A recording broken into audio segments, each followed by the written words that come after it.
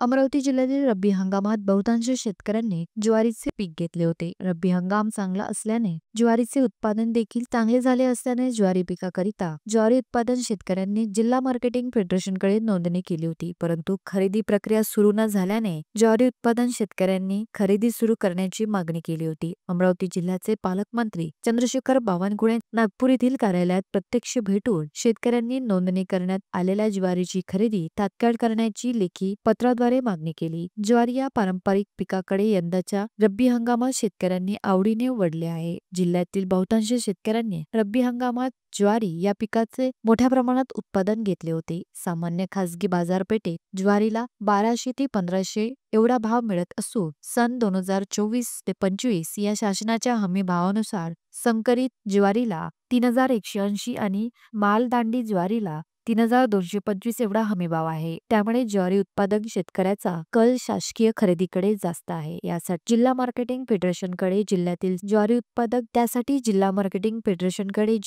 ज्वारी उत्पादक शेतकऱ्यात ज्वारी विक्रीबाबत नोंदणी केली असून अद्यापही ज्वारी खरेदी न झाल्याने शेतकऱ्यांमध्ये चिंतेचे वातावरण तसेच संभ्रम निर्माण झाला होता. तसेच खरीप हंगाम सुरू झाला असून शेतकऱ्यांची ज्वारी खरेदी करून त्यांना आर्थिक आधार देणे आवश्यक आहे. याबाबत दिनांक 30 जून 2025 रोजी जिल्हाधिकारी अमरावती यांना लेखी पत्राद्वारे मागणी केली होती. अमरावती जिल्ह्याचे पालकमंत्री चंद्रशेखर बावनकुळे नागपूर येथील कार्यालयात प्रत्यक्ष भेटून शेतकऱ्यांनी नोंदणी करण्यात आलेल्या ज्वारीची खरेदी तात्काळ करण्याची लेखी पत्राद्वारे मागणी केली. यावेळी पालकमंत्री पणन विभागाच्या सचिवांसमवेत मंत्रालय मुंबई येथे बैठक आयोजित करून ज्वारी खरेदी करण्याबाबत तोडगा काढून लवकरच ज्वारी खरेदी करण्याबाबत आश्वासित केले.